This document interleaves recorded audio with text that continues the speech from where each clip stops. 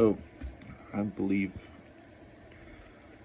well, I'm at this point where I just don't care about humanity succeeding. Either way, I'm still going to express what I believe is happening and how I recognize it, in hopes that, and optimism that maybe one more time we can bet on people. But the pandemic really showed that we should not be betting on us anymore. I mean, we're not as good as we pretend we are. And the whole world falls apart, and we're just using it as an excuse to profiteer, to go places and uproot one another. Anyway, so back when Occupy, I think it was Occupy Denver or something, right? They had these protests, and I participated in them one time. I was really curious. I've never protested before, and I wanted to see, and it was interesting. It really showed just how pointless and useless protesting is. And this all just kind of goes into 9/11, right? How that has led to where we are now, and why we're having so many issues. But it's just so, like, when you say, I used to say, tax the rich, save our poor, love the mind, free the world. It's a beautiful, romantic saying. And that emphasizes the idea that a lot of the people that are poor are not predatory, right? They are not the issues that are creating more problems for more people to be poor, right? So you believe then that if we can love the mind, that maybe really it is just money is floating up and we're creating a systemic hyperinflation. But looking back at our prior successes before the population just fucking exploded, we're trying to prevent that from happening again. So there's another issue that if you just stimulate people in the economy like we did in the pandemic, and I even was for it, like we need a stimulus, a way to stimulate the economy so that it remains as a constant. And we got to really see who the problems are, like interest rates for banks, people just being put out. Like, what the fuck is wrong with us? Everything should have just frozen until the pandemic was over, and then we could get back to the way we were doing. And people just saw that as opportunity and just started going around and trying to uproot other people, take from them. Like, we're parasitic. God, we are fucking predators. We're evil people, Americans are awful. But it shows who are, the rest of the world is full of hypocrites, just as like. So when you start taxing the rich, what actually happens is you're going to eventually put more people out of work. You're going to put more people out of jobs.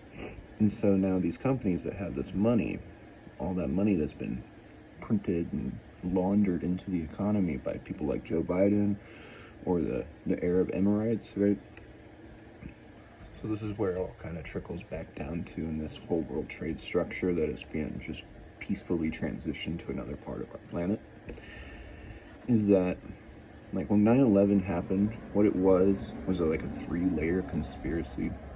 So it starts off with this distracting story, and I watched some documentary that was like an in-depth just study about it, and they what do they call that? Like detective work, right? Anyway, they just explained everything, and you can't find that documentary anymore. What basically has happened is 9/11 was a peaceful transition of power of world trade. It is now probably, it's in Dubai, essentially. The Burj Khalifa, that building is the new World Trade Center. And to prevent American outlashing, because it most likely would have ended in a war anyway, right? So we have this incentivization of giving Americans the war that they think they need. and it stimulates oil interests. All that really did was just kind of cover up the money that is really being fucking lost and taken away from us, to just start this little bit of a problem that in 20 years, now we're going to be able to buy up the entire fucking country and start pushing people out. And that is exactly what is happening now. So once you start taxing the rich, like, if you really think that's going to work, you see these people that are complaining like they have jobs, but they're homeless and they're still working and they're living in their fucking cars. That is just going to keep happening. So you are going to be a business opportunity to buy up everything, and international influence is basically just going to fucking regulate the United States. That's one reason why I said we should not sign the Paris Accord. Like, we have one of the best education systems on the planet, but we can't figure out how to fix our own problems. That doesn't make any sense, does it? And it's competition in science that produces the best outcomes, the simplest outcomes, truest outcomes, and yet we're letting, one of the greatest empires in human history all of a sudden create international treaties that are gonna tell us what we can and can't do and what's wrong. What you're gonna have happen after that, potentially, is going to be just another replication of controlling information, so that people don't actually know how to analyze these treaties. And it'll start weeding out the unnatural people, the dumbed down people that are born, but we are empathetic for, that we give you jobs and education, so that we have a future potentially of natural, true, real intellects. Because in philosophy, it's just like, my conclusions I've always run that we should all be Einsteins right now. Like, relativity should just be simple and easy for us and pleasurable. We got these brains with the imagination that can just hold the entire universe in there, and so many people are afraid of it. And they think that we have to get ahead. There's issues with all of that too. But right now, saying simply, tax the rich, is only going to stimulate the issues that you are trying to fix. It is going to put more and more people out of jobs, create a more higher competitive local economy, where then outside people come in that have this money, can buy up all these properties and just treat you like property. Like, I'm getting kicked out of my apartment now because somebody decided it's a business opportunity to get rid of me. And I made another video explaining exactly how we can stop that, and that means that we need an entire nationwide rental reform, so that that stalemates inflation, that these people that are pumping you in, using your money to make themselves richer, instead of, the local economies building themselves up, that you eventually can stalemate inflation. That if you can stay someplace and you're paying for the same thing, that means that whatever vector in space-time, right, as your niche, is the same. And that would mean through generations that people will be more consistent. People get really impulsive too.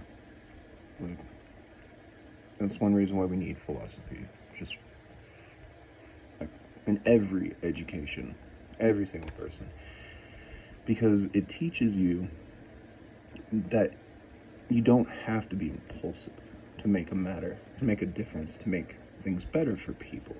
We get to this state of mind where, like, we get really self-righteous, psychotic, we get into a psychosis, and people think that they have the answers, the solutions, because it works for them, and then there's more people like them, and then you have the paradox of democracy, where it's just simpler and simpler once, and then we dumb ourselves down again.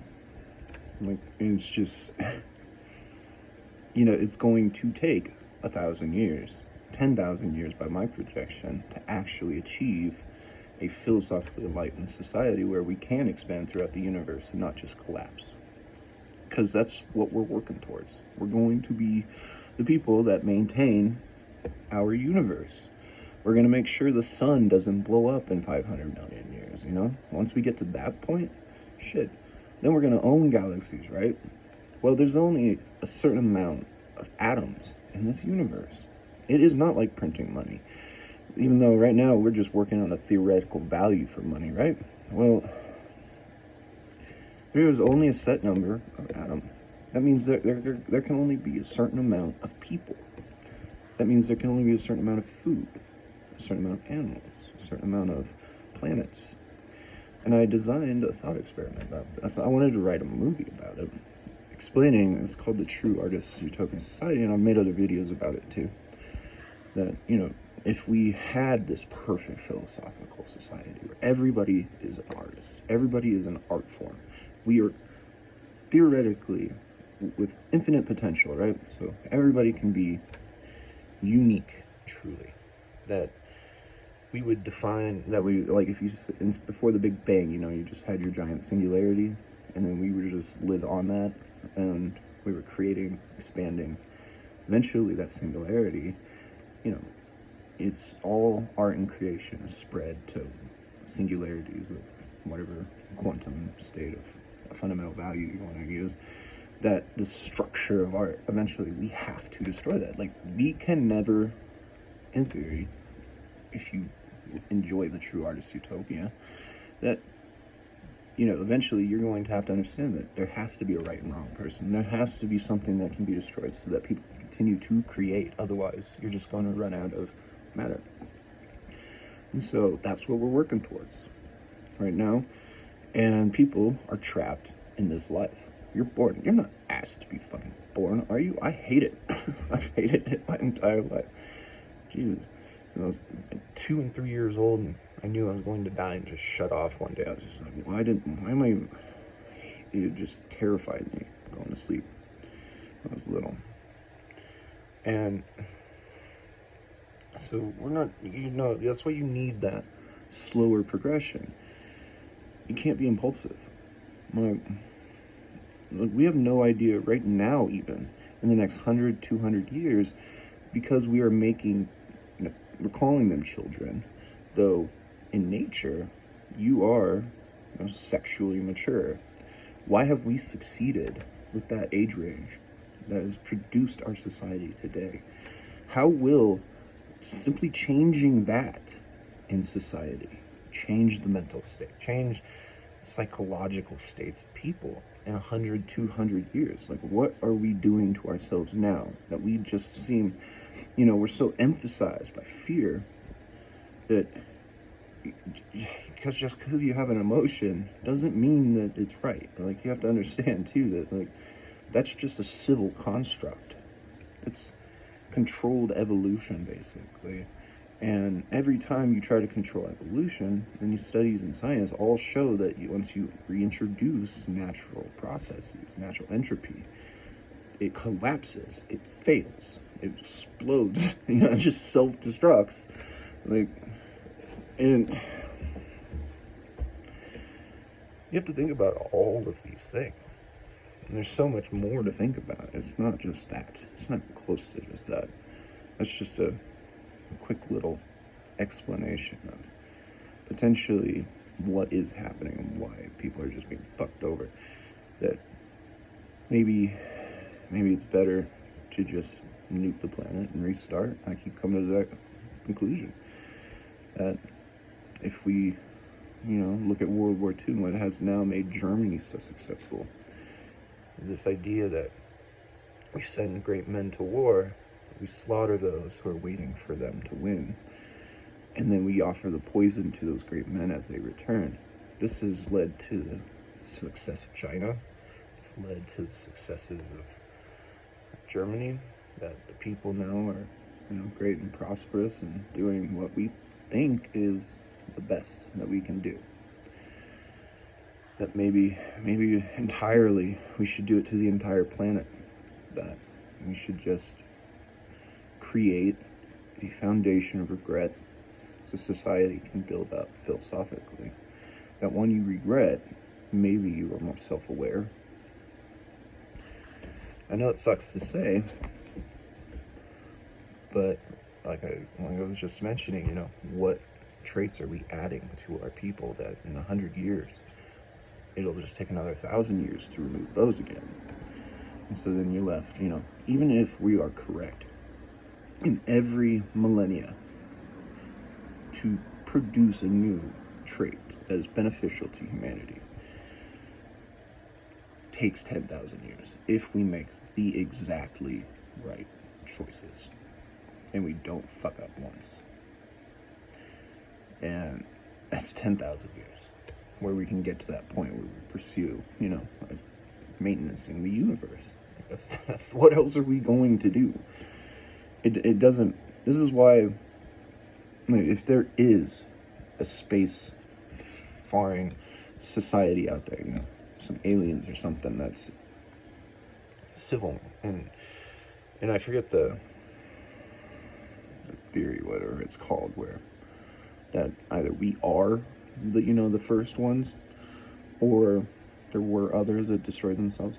Eventually, that, like this self-destructing system, we can't just constantly, you know, it's inevitable that you will collapse. Otherwise, you're maintaining.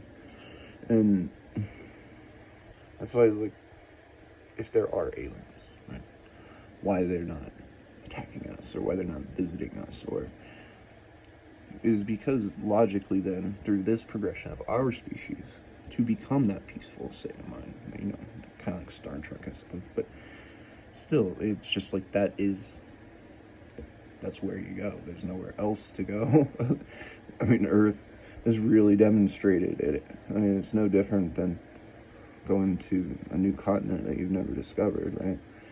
And looking at Mars that way. We can't even handle it on Earth. Why are we trying to handle it on another planet?